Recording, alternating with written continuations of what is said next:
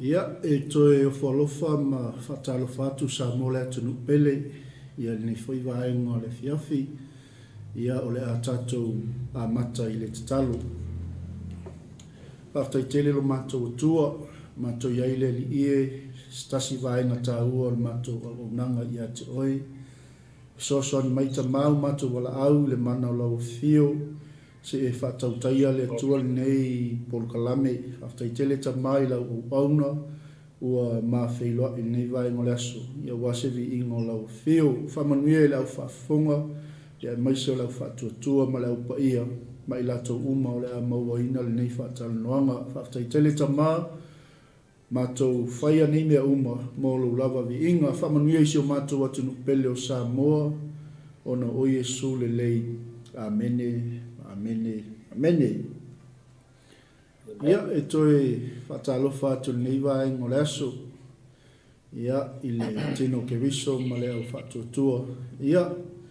i teo te mawhaiva o lo whenga iai, leo tato iai i le whaowino le tato nanga. Ia pe a wala au mai le atua. When God calls, ia il nei foi taimi o le afiafi e mo mua la o na whatalofa atu i le au na le atua, i le sunga i le whawhengainga. Ia i au vai suisala. Ia il nei vai ma le aso, ia lau sunga i whawhengainga. Ia tuina atu le neo no i lau sunga. Ia sei whailo lo swafa, ia a whaifo i o iaise whale tonu i le spela ingo lo swafa i lunga pokalame. Ia whasa o mai, ia e lei lava o na nofo malamalama tato ainga. Ai le i se el tato pokalame se tasi vaenga ta ua. Ia sei whailo lo swafa ma lo lalfanga, ia whaifo i o lau sunga o se whawhiangainga, ia o lo o tausi se ka le sia ma ngalue fo ngaluenga le li. Ia ai le i mataina le tawhatanoanga malengang whaloalo. Ya, malo whaftai lo sunga whenga mai. Mua lava o na aweli inga mal whaftai le tua o na ole nei fo ia wanoa tā ua whaifo i ona maua e. So ta ia i lunga o nei a pena te whailani. Whailoa i fo i lea ngale lei ma le alofa o le tua, ia ma se fo i lana wala au. O le di inga lava e tu mau ia te ia i mea uma lava. Wai talitonu lava e na le se anoa le alofa tu noa le atua ua whaola ina i fo i tātou ma wai ai se langona e whate ngā o na whaonga ina se taimi o toi o leo langa au auna i le atua ia soani i fo i tino ke viso e me se le atina i nolo na malo ia talitonu lava e le maua le nei ava no tāua nei taimi e whaftai atuai leo sunga le whengainga ia ai whatalo whatoi fo i le ia ma le malu se tātou atunuu o whaifo ona mai mua mai ia me se fo i nisi o le a mawhai ona sila le nei polkalame ia tonu na ua sa o le whailo ina o le ngoa ia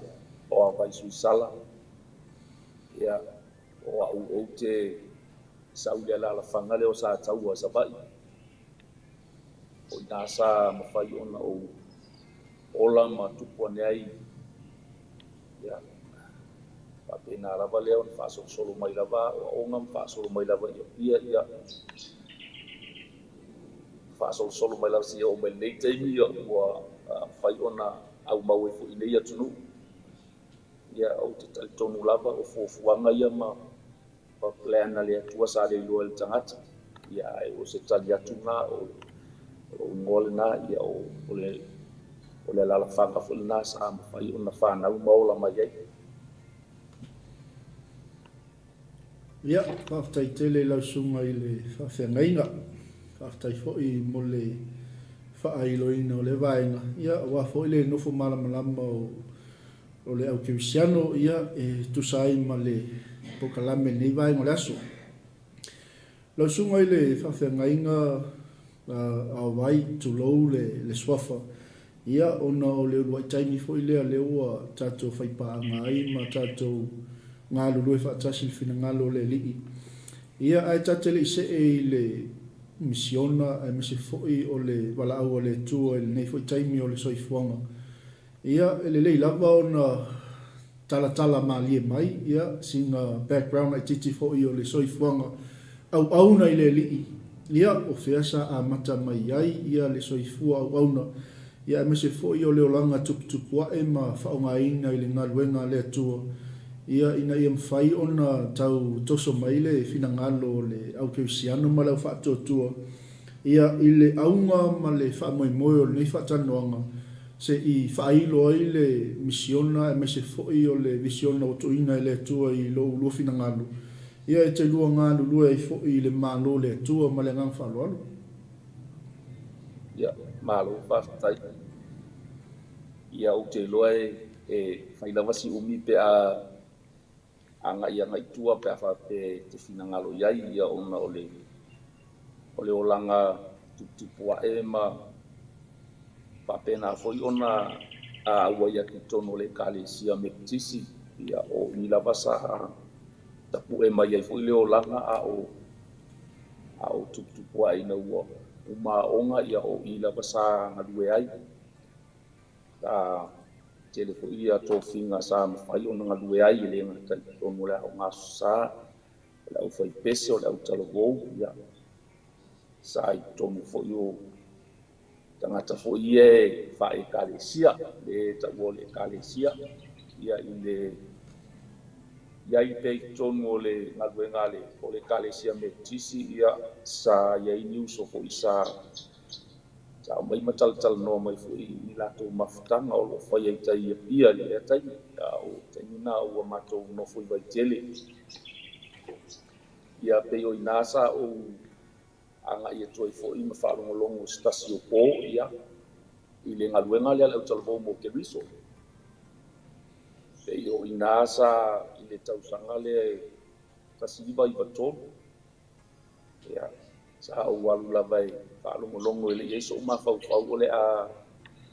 ia i se meo le a tupu i le a po ia e i tai o le afiafi lea sa o tū lava i whafore pā ma o whalongolongo ma mau atu le mafutanga fo ia o lau maina le upua le atua e le sunga le director o ngā taimi le sunga iawi le amu mafo e ia lava la se pasifai tau po se vai no le launga sa o lango naina pe lava o lo talano mai le atua i o tangata maro o lana fo i dane tai e le mwhai o na ngalo i te au se vai no le launga sa pai ui le launga i le alofa o le atua ia ai po le asa u tali atu i le alofa te leo mea alofa ma le anga le leo le atua i lo wola le asa u tali atu iai ia pe o le afiafi lea na ulangona lava ua pai mai le anganga pa i o le atua ia ma musuia fo ilo nei tangata ma ia na iai leo le langona le napo ua o se taimi ua tau ona tali pala au le atua ia o te le i malava te i le tumu fo i mai toa te leo tangata sa tai ai le mafutanga i la lea po i nai vai mea i whale ie sa i nai vai mea ia e sa o savarivali atua i lunga ma te loko a uana mua i lunga le wala au la lea po ia nau ta langona fo i nā po le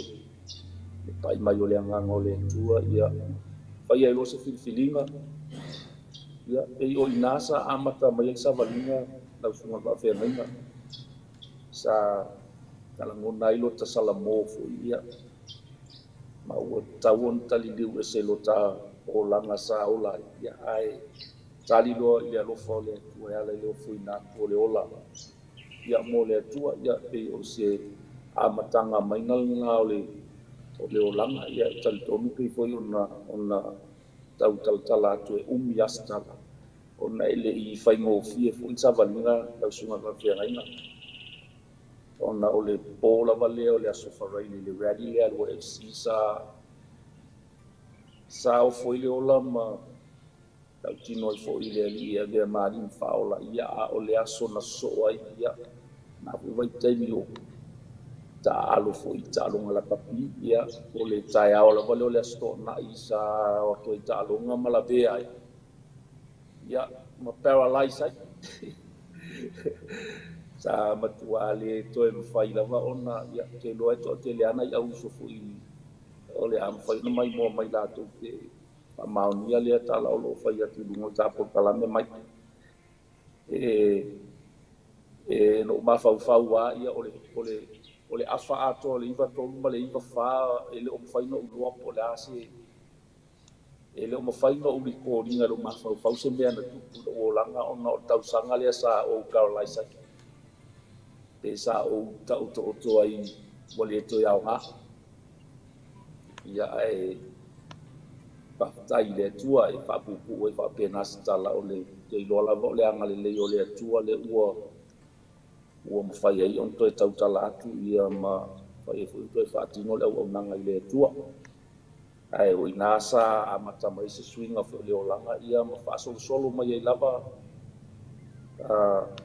sa mafuta lava i tono le kalesia me tisi fo i vaitele ia ma mafuta lava ia o ngatu spa ia fo i le UFC ia pe o inasa tau tapu e mai ai le olanga ma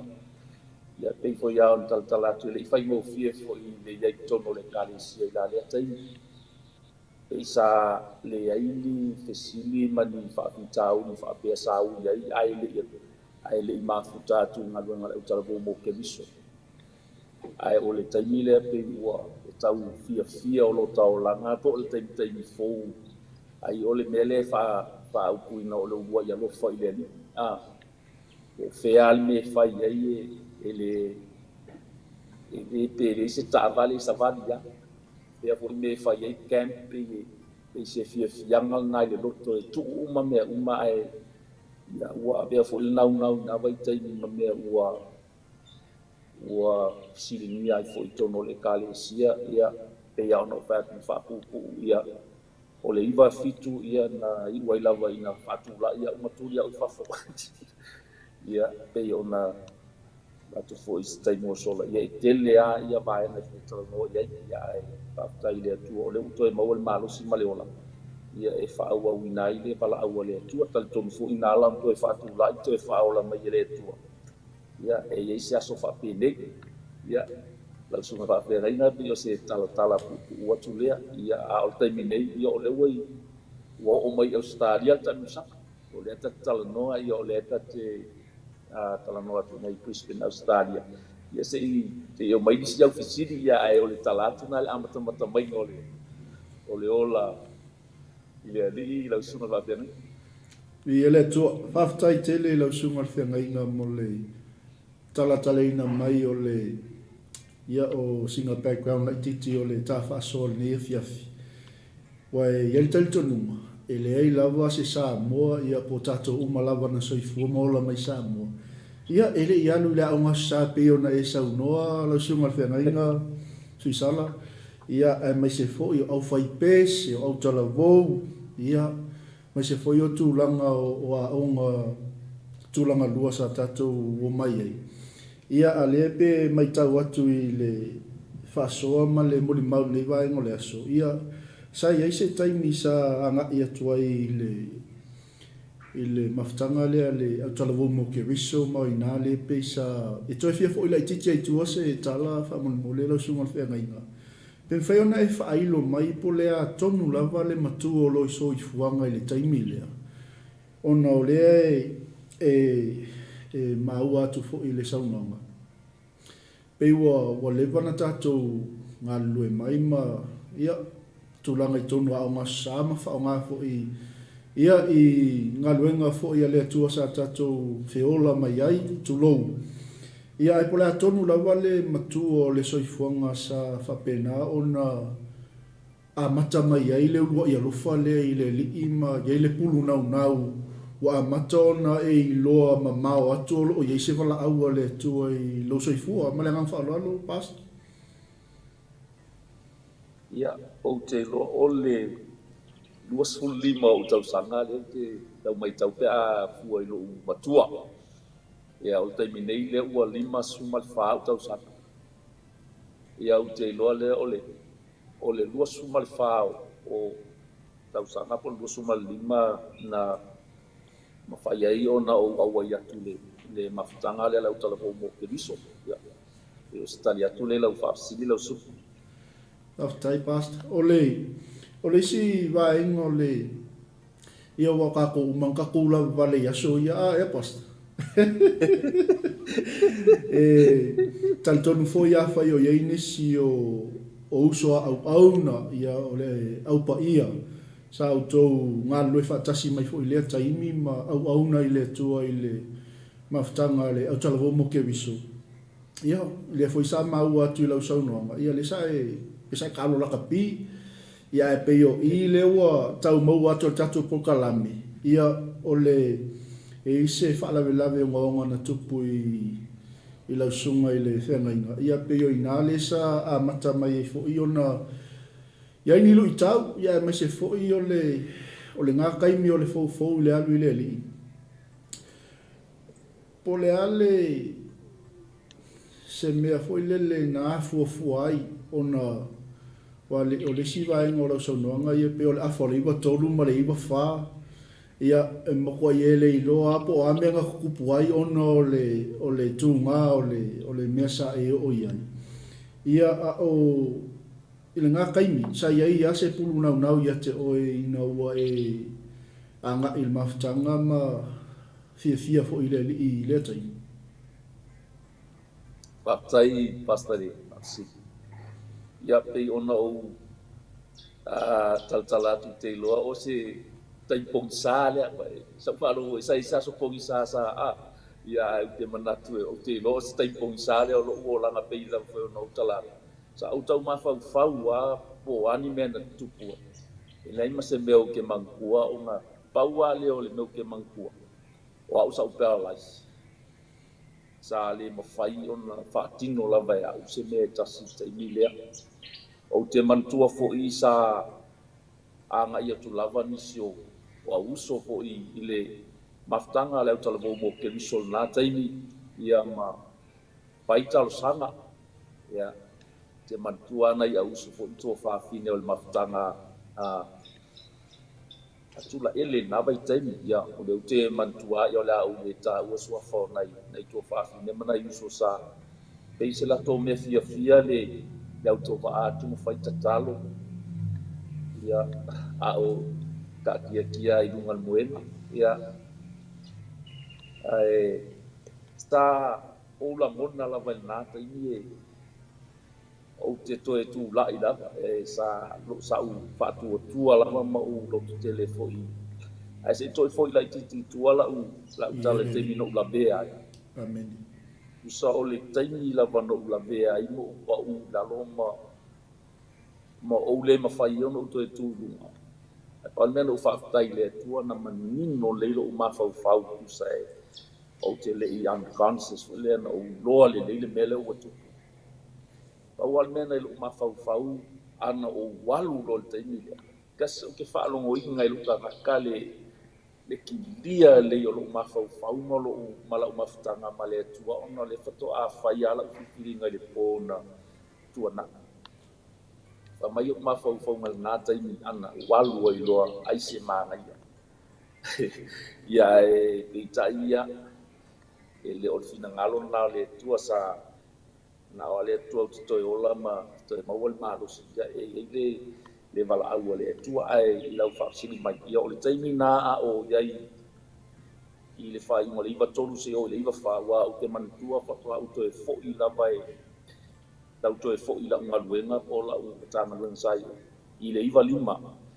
ia au te ala tu fo i wa le mawhai na o fo i sina luenga ia mo le sila fia ia o la unga luenga sai ia o au te ngalu el fausinga o menio kavale o la untatale na sa ia ina wo to fo ia tu la unga luenga ia wale mafaina fa senga luenga o na wale mafaina o a fa maua ni me o lima o mea umaia sa pe umai le fai to ola ia o le ala na le mafai o to fa tino ina senga luenga ia masu elo senga luenga fa o sai ngofo ai wai pa si mafo ngaluenga insinia ia pei ole ia sa pai ai lo lea ona toe sa ili se singaluenga e whaingaluenga ia ma wha au mai ai lava ia ngaluenga ma le au nanga i le tua lau sunga mai. Malo, whaftai pasta. Vi ele ali, whaftai mo le mau matango fie. Se i tano whanawhola i titi i ilwaenga lea. Ona o lea e mai tau atu i le mo le mau ni waenga le fiafi. Ia o le taimi lea lewa e i il maftanga leo talvo mo kriso. Le fuilana i ei nisi o le au uso sanga i atu ma asi atu ma whaia pea talo sanga ma whaftai ma whatonga i le li. Ia mo lau sunga i taimi o eta oto i lunga o moenga se tulo. Pei o le waenga na o le fasili fo i le li. Pe sa iai pe i lo mafau le maftanga lea wa lewa e mo le maunei i le taimi fo i na ulufale ai ma a mata o na whaalongo ma sa iai se nau ia te oi whaonga lo soifua mo le li. Ia a o nilu i tau o ani whawhita uli wa le te saunga mai sa iai lawa le malamalama i lo mafau hoi lea. Ia mai sa e talitonu lava e te toi tulai. Sa e talitonu lava i lo loto ma le whatutua e toi whatulai o le li. O na iai se mea le lei ua umaona ta pena e le li i mo lausunga. Ia pei foi ona e saunoa i le tūlanga i ngā luenga. Ia ua e toi foi ne. Ia ua le se mea whai koe whai. I mea tau ngā luenga mawhai pei ona masangi ai teimea ele i tupul whaulawe. Ia ua matalonsa ili se ngā luenga mama po se ngā luenga ofisa ho. Ia ai masa i tau whailo mai le teimi nga ea le malanga ese mailo masa mo po le ase mafuanga nga e malanga ese mailo masio tato watunu. Ia, taftai. Sa e ui lava ina uloa sa o ui mai whainga tai le i whainga ofi le amatanga lo sa waringa peko i ona pa ilo atu le amata lava i le paralyze mata o tomo staimi. Ai u te tali tonu lava i lo uloto e mai se foi wha malosi atu o le auso sa nga i atu ma te talo. Ele ngata foi lea sa i se taimi na wa tau mawhai ona o minoi te lopo le amatanga lea o le iwa wha po se o ngā tutonu po se mai tau whapena. Ia o leu te mai tau ina na ngā ia tua i stasi foi o au uso mai whale ula. Ia o lea o le ta wala wala toi ngoa e ngā i mai masi ia ulunga le truck. Le lako truck ngā o poisi ia ulunga e mai mauti o ta i le whale i e whaise tal. Ia sa papena foi ona mauel na vanoa sa si i lunga le lori ia ave whaalongo lupo le tua ia mauele si malo si whale anganga ia koe si i lunga le lori koe amai whale ia ta whai ei lava papena nei a tūlanga ia o whea ngai mali nei la vea wai le o se mai o le la vea ia ai o te talitonu lava ia sa ngale leile tua e le ngata foi ina ia uso sa fa malo si au mai ia malato au mai apele o pole tua fa malo si au lo loto mai se lava io na taimi la tele talitonu tele le no fa malo longa wa ta tele ba ai ia ina wa ia tule le uso ma fa ia talo fa e foi lima ma batu fa malo ia ai ele ngata foi le mai sa tau fai si mato ai na me se lava so tamal na taimi ia batu foi na ia fofo na sa mili lua pe sa e tau fai mai foi le ai na te siano e fai talo ia batu foi so tamal ia fofo foi na ia na se fia mai ia o na taimi le sino te fai ia pa wa me ia ma le marka kia fa ka kali po ame ia tau fai ia te mantua e taimi e tasina na batu e foi le fo na e mili ai ti wa ke longa foi ya yo to inga fo fa sa bo foi o le mea lai ma li ina ua o atu le uso le a ke sia ia ua piʻipiʻi mai nei e loʻu tino ua kua lako iloa ia ao lē taatia ia lesi lafo le taʻu o le mea lea fifi lesi ia fifi vai e faamoemoe koe mili ai foʻi sesikaimi ia o aku foʻi le auso lea taunoa mai te aʻu i lē tatau ona outou e saʻili ia mea o le ua tuʻu i le atua mai ke va por taimi agaga nga u fakoilo e kongi lo i fafonga nga vai o kele i koe kali yang nga teninga faklo e ave ese ia o kele i koe kali yang nga o koe aku foi le uso fai mai fa malama te au le upo le atua i le kaunga koe sa i le upa ko si mai le atua ia o ngai mea nga sa kupu ia e o le fa malu au wa nga sa maua ia pa solo mai ia inga ele i fa piala na pese na fa ko se i foi le ono o tu lunga mai ia ole fa i unga le ipa fa wa mata ia ono o mino noi wa maka ko mi ngoi batka ngoi mai ia lima ngoi mai vai wa maka ko e feeling afu ngalu maka nga sau se olo lo imo ia wa maka ka vale ia wa mom fai no ka vale e fai ala si umi o fai le mele ole ka vale ka fai fa malo skingo ia fai ale wa maka mo fai no fo lunga se ia i wa ngam fai no fo lunga mo fo ia ma fa solo mai ale te mai ka wa la le umia mai fai longa ku ia wa fai foi langa ku ai fai sabat ia se ia i wa nga o ke mi nga aba baseball la ka pi mai ke ko mai me ko mo e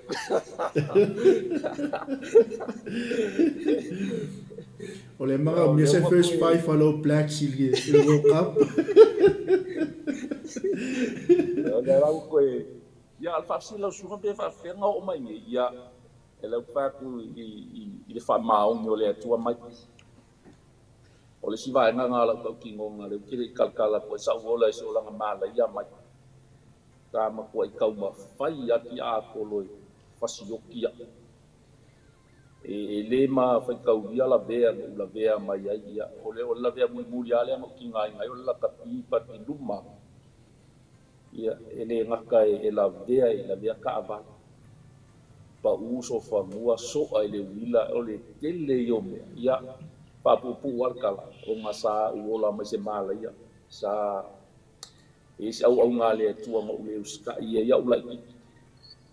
ia o nga fa mala ia pai mai se kala ia nga fa fenga nga mo uloa mo ko i len le fe ku ngai o langa o ngai o mea umanga kupu ai koe a woki ai ia e whaafikai le anga le o le atua ia inga ua ma whai foi o nga maua ngā rue ma whaasao loko ia le ua o sao loko ai o kei loanga ma whaasao loko lo e le atua o inganga li liu e le mala ia e lea ma whaamanu ia e whai asi umi o kalkalanga o le sau whaamanu ianga ua e le la ikikia le whaamanu ianga inga ua ave e se whaamala ia ua a makalonga ngai mai le tu mai ona manuia ia ke on mau fo ia kasingi ia wala fa mau ia ngale e le ngata inga koe mauanga luenga ia mauava ngoe koe e ave fo I fa fo e a nganga luenga e fa ra kele po ia a ua mauai nga luenga le lei ma me fa pe nga ia ma fa solo mai ia le wo mai ni fa pele pu fa kala ngo fa mau ia ngala ele le ngale le yo le tu inga ua fa penga fa sa loko me se mala ia ngol ai ia ele ngakala I koe fa ku la I lo koe sa vali koe malus ia ua mfai fo nga moli mau ngale ngal le yo le tua yo le ngale ia fa fa ye te le tua ia ona ole toe au mai ole ola male malus ia ma se fo ola mavala au le ua ngalu le tai ia ole toe tali atu le fa tai mai Aftai pasta sui sala mole fa malam ino va ngale ele titi se taimi e tala ele mole mauma fa son tau tio le tua malona sili ese o lona fa maoni fo I le soifua pe ona fa longo mato fo le va ngole fiafi le mole mau ia sai ise tulanga pe ona sa no ia ai ole anga le lei ma le lofa sili ese o le li ia mai talton ia ele I mafai ai ona wao ia le polo kalame o uma ona fatatia ele tu I le soifua ma so stangata o lo finangalo le li e whaongaina. Ia le ala wa tali mai wa pe o fesili le sa abatu. Pe whawhewhia ma kuwai a kuri ngā kungu wa au mawaima. Ia ai o lo manino lava, o le anga le lei lava o le atua. Ia maona whaamanu ianga. Ia ua toi mauai ngā luenga, ia maise o mea malava, sa manuia ai le atua. Ina ua whaongaina ai le atua le soifua fo ima le ola. Ia I lona finangalo. Whaftai pasta o lea laua a mata lava ona talata I le aunga o aute ma le whaamoe fo I o nei whaatanoanga. Ia ona o se polokalame o se visiona o tuina ele tua fo I lo lua soifua auna martina. Ia mai se fo I o le nofoalo po le ministry fo I o tapena ele tua. Ia se I tala mai pea le whaamaoni o le tua pasta pe ona tato iai nefeafi mo le silafia il tato ainga ma le aupa ia ma lau whaatotua. Ia o le sunga I le whawhiangainga ia suisala. Ia o lo ngā lua I le misiona lea o le whaaleleinga o tangata uma reconciliation for everyone. Ia ai leona to atupea le whaalalo I le tato malo nei vaenga le aso. Se I tala mai le leo le atua. Ia ma se wala au o tuina le atua ngā lua fo nei taimi, aftai. Tai sunga whenenga molfisi. Ia sa utal tonu o taimi tonu lea o le COVID, o le tau ngā bebela o le COVID I le lopo luafe. Sa le mwhai ai ona, o mina luafe rua sifuru sa le mwhai ai ona whaatino ina fo ia le telo o tapua inga ma. Ia,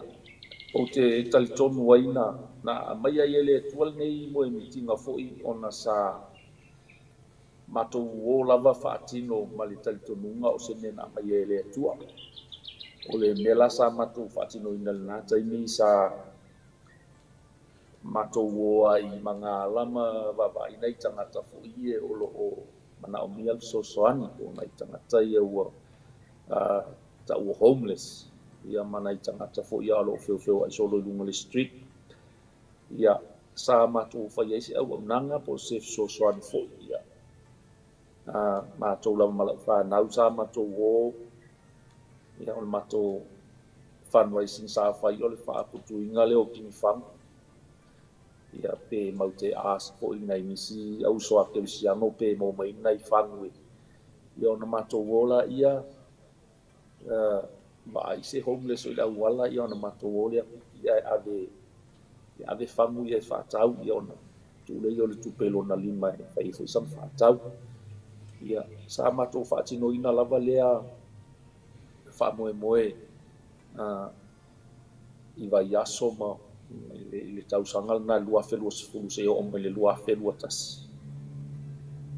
Ia o ina ana mai ai ele tua I loo loto fo I taulo na matou tapena ina ia tau ona fai whalelei se matou ngaluenga ma ia alo ia lei fo I sa matou au nanga e ala ina I tangata nei wai e tali tonu fo ia e fai fo I o le alo whaatu ia e ono awha ina fo I se situ I tūlanga o le malo, ia o lea na matou o lola ia ma le stala lo ia le matou ministry le o whaingoa nei o le Ministry of Reconciliation for Everyone o le ngaluenga o le leinga mo tangata uma. Ia, o le alana na whaupopo ia I le everyone tu o le Ministry of Reconciliation for Everyone ona I le whapito I se tangata stotas. Ia sa pailava ona patino ina lea au nanga ia matatalo pe I le tua au te melna o lo iai peitono le kalesia o lo au na peitono le kalesia. Ia ma oiloa ina langona ua tauloa ona matou wha se mai ona ua iai ni matou wala au ia mai fo I se si fo I pitonu ua tu Gold Coast ia po le si fo I tua o I to matou ia e tau ona matou au ai atu e whaatino fo i lea ngaluenga ona o lo ngalue whaatasi fo i masi tasi fo i o ministry o lato whaia fo i ngaluenga lava lea tasi. Ia, sa iei fo i si ngaluenga sa whaatino i nei lava lea ai o lo mato iei sa whaapena fo na mato o lava iei aso sa umai e whaia ngaluenga wha evangelia. E ala le whaia o le di inga ia ma whai fo i se upu wha malosi sa mato ngalue whaatasi fo i manai nisi o au nā lea tua i la lea taimi. Ia, ua ua pei ua tilo lava fo'i i le agalelei o le atua ia e mase fo'i ia le mana'omia e nei tagata o le fesoasoani ia o le ala lea sa iai lose lagona o le a talatalonoa fo'i sio matou faife'auina ia fa'amatumai matou mo le fa'atinoina o lenei galuega ia i taimi nei pei ona e fa'afesili lausuga mai ia o lo'o matou galue ai pea i le fa'atinoina lava lenei misiona o le ua fa'autū lava o le galuega o le leleiga o le Ministry of Reconciliation mo tagata uma ia o te talitonu fo'i lo'u loto lenei taimi ia se'i o se taimi fa'alautele fo'i tulaga ae pei o le tulaga lana a lausuga fa'afegaiga pe ona fa'afesili ia lo matou agalulue ai ia ono se me fo'i ua aumai e le atua lenei taimi e fa'apena ona fa'aogāina ai fo'i le ola mo le atua ia le iropo o le ale unu nai aso toe ia ae fa'aogā lenei taimi e togi ai se ma'a mo le mālō le atua ia e ala lei i le manu mālōina o niagaga mo lona mālō ia o se fesoasoani titi fo'i e mafai ona mau atu ia mo nai tagata fo'i o lo'o fia maua le fesoasoani luga o le ala tele ia po o so se gofuaga lava lausuga fa'afegai fa'afetaitele i lausuga feagaiga suisala mo le talatalaina pea o le agalelei o le atua e maise o lenei visiona ua aumai ina ia agalelei ai tagata fa'apenei ia pei lava ona tatou malamalama uma i le afioga paia le atua ia o tele o tagata fa'apenei sa agalelei ai iesu i laga misiona ae o maua mai se fesoasoani i le mālō ia po le tangi lava i lima le galuega lea o le laiga mo tagata uma po le Ministry of Reconciliation for Everyone, Pastor. I le taimi nei ia ua le fa'afesili e le'i e maute le'i ask lava i le mālō mo se fesoasoani o lo'o o se alavasina se leni o lo'o maua ina ia matou tinifagu ia manai tupe fo'i o lo'o maua i galuega tamaiti ia ma nai auso fo'i o lo'o matou galue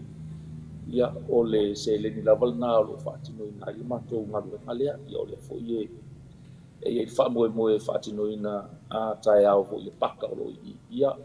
o lo'o iai se tasi fo'i o aina kerisiano o lo'o latou a donatina maia ia me o falaoa ma mea na o pani ma mea na ia o lo'o fesoasoani mai i nei fa'amoemoe ai taimi nei ia o lo'o fa'atinoina lava i le agalelei o le atua ina i se leni fo'i lo'o maua i galuega ia ma le alolofa mai fo'i o nisi e ala mai tinifagu ia o lo'o fa'atinoina nei auaunaga lenei taimi ia i ele atua mālō fa'afetai pei o le isi vaega na o le fesili fo'i i nia fiafi ia po o iaiga sponsors ia o le tautua fo'i ma le auaunaga o le galuega o le leleiga mo tagata uma i totonu o lenei a'ai o Brisbane ia talitonu e lese a'ai laʻitiiti lenei a'ai ia e to'atele fo'i nisi o i latou o lo'o iai le tulaga lea inai tagata homeless ia manai tagata o lo'o mana'omia fesoasoani ia e fa'afetai le ali'i leu ua fa'atulaia fo'i lana fa'anau ia e ala mai laususuga i le fa'afeagaiga ma le ministry ia e alolofa ai nei tagata fa'apenei ae fa'afetai pasta o le ua tei toi fo'i le titi tua fo'i lele ona o le vaitaimi tonu a lava o le COVID po le fa'ama'i lea ona na iai se moe mitinga ia o se tō whamamau ia mai le ali'i i laususuga ia ma le auaunaga ia se ia o mai lava la lenei taimi o le a se isi la'asaga o lo'o va'ava'ai ai ma sa'ili atu ai fo'i le atua mo le aga'i luma o le auaunaga Whaftai, toi fo ila vai i se fe au wha malosi na lu i tau i nai po wa avea fo i leu wa wha ingoa i lava le ministry ona o le talitonu o le fe au lea na mai ele tua o lo wha vai ngai ne ngalue. Ona o le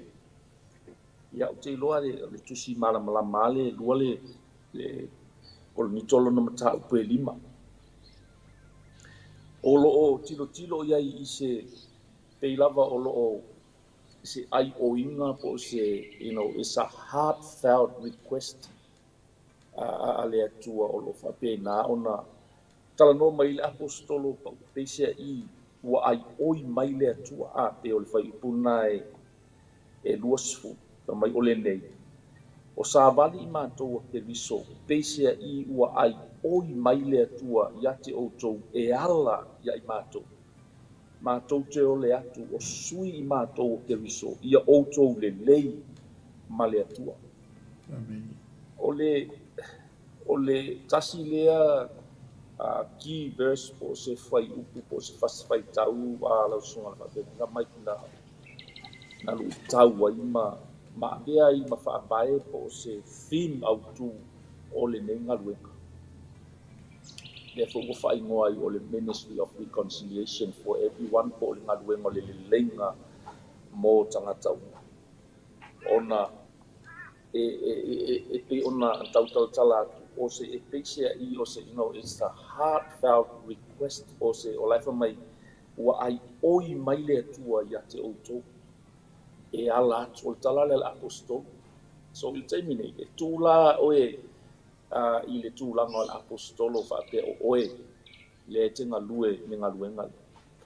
Pe o le ai oi mai le atua I le lalo langi laele I loa po le lalo langi o lo ola pe le amasa.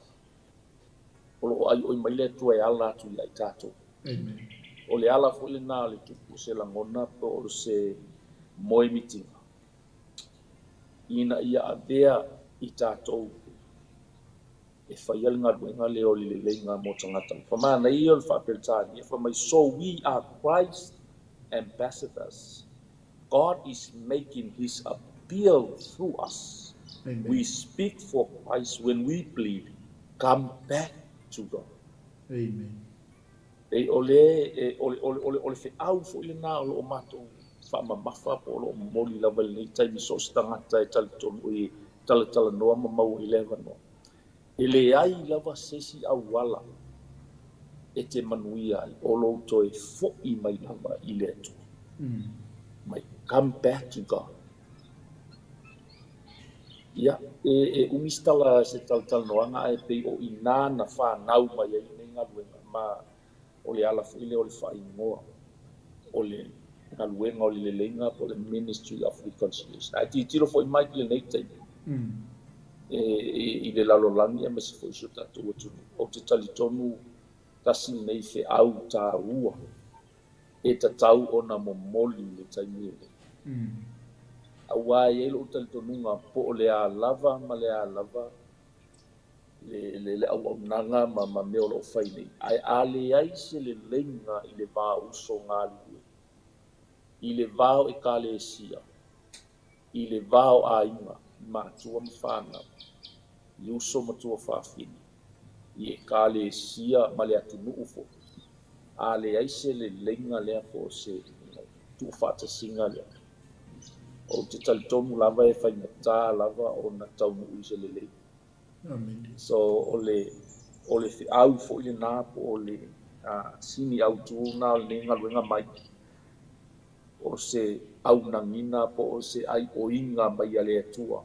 e ala mai ai tātou. Tātou te wala au atua I tangata. There's no other way.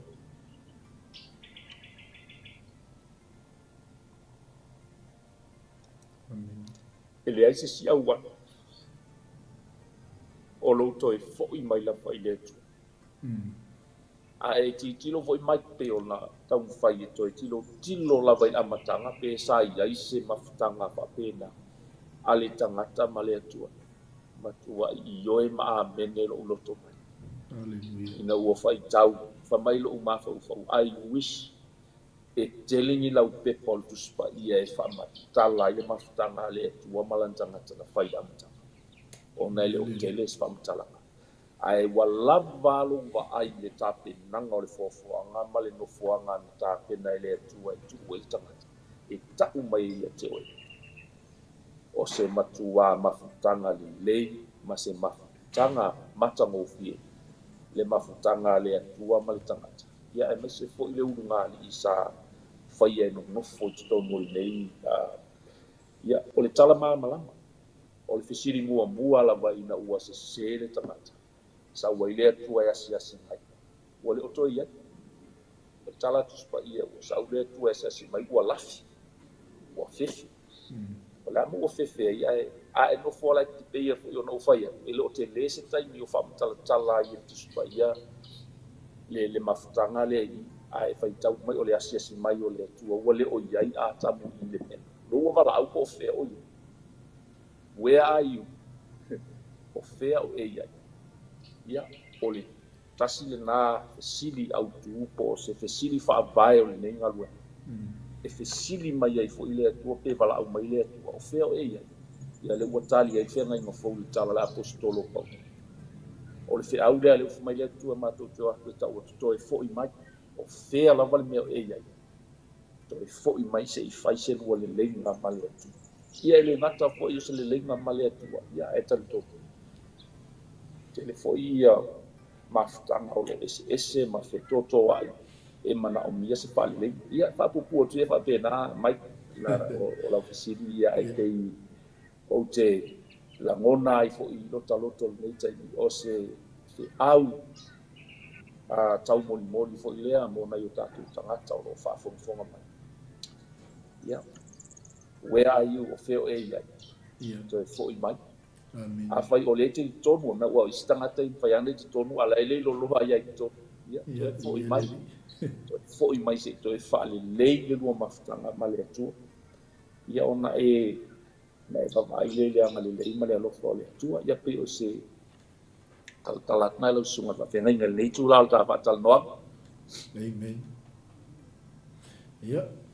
fa tai tele lo sunga ile fa fenga inga mo le fa ailoina o le au nganga me se fo i o le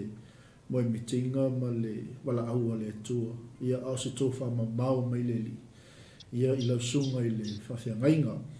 ia i nei minute lo toi o le tā whatalanoanga le nivaenga le fiafi pasta ia se i e sauno ia o le o yeini vaenga tā ua fo lele o le au nanga ma le misiona mana ia tele tusi leo e toe au mai al nei vaenga le fiafi o lo o taula ia i le visiona ma le misiona le Ministry of Reconciliation for Everyone ngā luenga o le lenga mo tangata o lo tau ngā lulu e ai ia e whai lava ma tau toi fo i ai e toi vava ai i ai pe ona e sauno ia au se upu wha mawhana whana fo i mo le au pa ia ma leo whaatua tua nei vaenga o le fiafi ia i nei minuto o lo toi o ta taimi ma le anganga whaaloalo pasta tonu ia e eile vaenga lua o le tatou whatanoanga ona e le taitai ona uma le moli mau ma le i le silisili ese ma le anga le lei o leli ia tonu fo i pule alofa leli i staini fo i o lava ia so ia ona toi so o lea o le whatanoanga ia ai au mai a pea le finangalo po ani vaenga tā ua o lo taula i ai le visiona ma le misiona le ngā luenga o le leinga mo tangata paftai le whaafsili lau sunga mai tali tonu lava te i kona mori mau ia le apostolo Paulo i le loma i sunga le lua no e me alo whaumana mai le tua ua tof sia fo i tātou ma le gift na mai le atua ia o lau me alofa lea lo whaatonu fo i o le ale whainga o lau me alofa a o le wha moe umo nei me alofa ia a ua le atina ina ma le tapu e ino le tino kiriso o le atina ina fo i whalau tele ino le malo le atua dal tonu fo i o se vava i maa fo i nā le nei a ngā luenga i lava i toi titi ia a o loo tau mawhai lava i le mawhai o ia i le anga le lei mai o le atua. I so se awala e mawhai o na mātou soani atua pe mātou te au o tuai i nei tangata o lo fia mana o mia le soani. Amen. Yo le ala fuina o le nei whaatalitala noanga ona o se tasi fo i o vaenga sa tuina fo i amatanga i tausanga fo i ma paana pomi le amatanga o le nei tausanga i se whasinonga fo i ale atua ni Polokalame e whaalau tele i nailo na malo e whaonga ele ministry ia tasi la le nei wheau po le nei Polokalame na au mai ina ia whaatino ina sa matou online program fo na le e mau te talatala noa i pia i le matou au tū lea. Amen. Ia ina ia whaamalosia i fo i se sianganga o i lava e whaarongolongo i ai. Ia wa leva o na tau whai mai le amatanga tau sunga ka whiangai. E sa tuli lava au e le matou vai na fo i ma po o a whea e amatai ia e whaatai le atua. O te roa fo i o le taimia le atua o mawalita so ta inga ia ma maua i nei whaataltal noanga ia o talitonu fo i o le amatanga lea o le o so matou wa manoa matou te whaasoa i lava i le whiau au mai e le atua i matou pe i lava na mata e ese umalava ia wala au ese fo i whiau ia ma message wa abe ia au na ma se fo i le ngaluenga ma le ngaluenga a o le nei lava ngaluenga o le whiau au tū lava le nei matou te momo o le ngaluenga o le lei ele ngata ina ia wha le lei alo lava tangata e mawhai la fo ona e no fo e matu lalo lou tamali inga po lou anga va mai le tu ma me alo fa le tu ona oila e te no fo lava o e ma e tu o e fa la ititi ai le e te le me mana o le tu e fa ngai so o le reconciliation mua ala nai ta ti lo e so ni o lou lava tama o le ala fo ina o le mau lo tele male fatu tua e fatu no nei Polokalame ina ua mautino ele mafai e stangata pe ia le amatan pe fo fa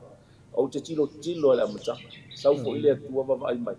na tu ua mata fa yo ia a tamu po o le tangata na fa ia le amatan e fatu ai fa mai fa alu fa mai le tua ni tau pe lu fa so va ma lu se ele na no ftotas e mana o mia ia se fesoso ia e to o mai fai pelo se fulu fai ngoa manu me ai vai to ale fo mai so i le fina ngalo male poto le atua na ia sila to ilana tangata na fai e mana o mia le fesoso ia o te tali tonu fo o le ala na e lo tele wa le tau te mautino o lo ia ita to fesoso Amen. o le fina ngalo alo fo le atua na awina mai le fesoso so o le ala fo ina e nau ina ia whaatino ina e nei fo i Polokalame po o le nei fo i online program o se awala fo i lea ia e mawhai ona momoli atu ai nei fe au le leima mo so se tangata whaamalosia o i lou lava tangata tau lava o e ma e whaamalosi au o i atu e te mawhaia mea uma i fisosoani mai o le atua ai le ngata fo i whaamalosi fo i le lua mafutanga na i tonu le li o i tonu le ai ta mamalitina o le mafutanga tonu le kalesi ai mai se foi o le mafutanga i tonu le atu ma le malo ia e tele tu ai nga mafutanga e mafai o na au i le nei fe au wa e tilo le taimi nei vai atu lava le whaafonga mai le atu ma le pa i o se tatu atu ona e ioe mai le ma au le tā ua o le nei fe au le nei taimi o le o to i aise no nofo le le o le to ia se o le tele o vaenga ia tau eno o whapena atu al nā lava tau te silafia ua mana o mia lava se lelei ua mana o mia se tutu whaatas ua mana o mia se ngalu due ma se ioe whaatas le ngata i tonu o le kalesia le ngata i tonu ai a o tonu se tatou malo ia tau ia ina whaatatat whapena lau suma whapena ai o iai whamoe ina ia whaauau ina pea ia se matou Polokalame whapea i lunga o le au nanga le Global TV ia pei fo i ona mai al nei avanoa ina ia whaalau tele ma awa o ina i pea e tusa lava ma le afionga pa ia le atua i au wala le atua na whapena o na whai ai le lenga i tu tonu o mafuta. Wai tele yo me whapena o le tono le pole atua. E na whai o na o ia mo leite ia o se tau whaatata atu le nā. Ia ma o lo whaauauina pea. Ia le vala au lia o tangata sā moa fo o lo o mato mwhai o na maua ia sota inga ile nei pito nu o Brisbane. Ia whai fo ile ete mai moel nei po kalame ai te nofo nei Brisbane. Ia o la mato ngā luenga lea o lo whai. Amen. O le mato soso o tau au atu ma le mato soso ani atu. Ina ia toi whaia se le leinga o tātou ma le atu. Ia. Ia soso ani mai o le anganga pa. Ia mato lau sunga le pāpenga ia. Ma le fo i taimi ma le tūla o tātou kalame wo iai whaftai. Ia, e toi mo le atu le anganga whaftai te le lau sunga i le whawhianga inga. Ia o te ilo lea whaangata mai i ia o no pokalame whatulanga ina fo i al tātou o nanga. Ia ai whaftai tele o te ilo lea toi whaawawina le soso onga o le au nanga ma le visiona le ngā luenga o le leinga mo tangata uma. Ia i se aso fo lava i aso tāpena ina ele li. Se i tala pea ma whaamanino mai pea. Le fina ngalo le tua, ia ua whailoa tu fo i lau sunga i le whaafenga inga. Ia tau te ngalo ai moni ma whaamaoni le saunoanga, a whaifo i nisi o tātou. Le aupa ia ma leo whaatotua le tino ke wiso. Ia o lo au mau i Brisbane, ia o le sunga i le whaafenga inga i asu sala. Ia o lo o ngā lulua i le Ministry of Reconciliation for Everyone. Ese le mana ia. Ia e beilava o na saunoa le au na le tua. Ia e le to e tau whailo le nei vai taimi ma nei soifuanga o lo tato iai. I mea o lo anga i mai. Ia e mai se o le ngai oi mai o le anganga tau whaasi se. Ia ma le anganga o le ti apolo o tau whai e whaleanga a inga. Ia o lau fo i tono nuu mai ka le sia. E mai se o le malo. Ia a leo whatula ia e le atua ia tama whanau o si o tātou atu nuu. Ia awale fisoso ni inga ele ngata i o tātou tangata Samoa. Ia o sos tangata lava. O le fina ngalo leo le atua. E alofa i sos tangata. Ia lau sunga le whianga inga. Whaftai tele mo le avanoa. E mnatu ia o le a tawha mawai ni vaenga le fiafi. E whaamanuia tele le atua. Whaamanuia tele le atua i au nanga. Ia staimi tate fisota i pea. Le a fwese aso tāpena ina le li e toe so o il whaatal noanga. Ia ma toi whaamanino a tili ai pea la o tau lava au nanga o atu ina le tua. Ia mo i lau sunga i le whawhiangainga e me se fwoi o le au waa o le ngaluenga mo o le leinga mo tangata uma. Ia ma le anganga whaaloalo pasta ia se wangai sisi me toi fia saunoa ai. Ia ona whaamai alo leo tapo kalami ma le ngā whaaloalo. Le whaftai lau sunga nal toi whaftai atu no le avanoa whaaulo po le avanoa matangofia. Ia anga le vo ile atua i le tautua fo i male au nanga le Global TV. Le tonu lava whaamanu ieina fo i le loto i te leo por kalame o lo mata atu iai. Pei lava o na amatu. O lau maa e tongi male le ala wase me te ngalue ai mo le ngalue ngā le atua. O lo tātou whausia whaatasi le mālo le atua. O le ala le tati fia i fo i le vision al nei TV ia ma whaatai to fo i lau sunga ia whamanu ia tele le atua i polo kalame wha solo fo i nei aso e maise le anga i runga. Ia i tele anga le o le atua ia tātou toi whero ai fo i whaatai tele la. Ia whaatai pasta suisala e maise le tātou ainga le nefiafi ia le ua ta penala ai al tupu mo o le nefiafi ia o le taimi o oi malo ainga o le taimi o le leinga. Wa ilo la ai leo wa nga i mail fana wa onga i mota malawa ia wa ai se tau maftanga le male ainga ia o lunga o la ai e ta pena ile le lenga o e male fana ia mai so le ainga ia e mai ata nei male sunga ile fa ngainga ia a wa si sala ia ma o te alo lofa tele mo o tou le fana o pele Yesu amene ma amene ma amene shalom.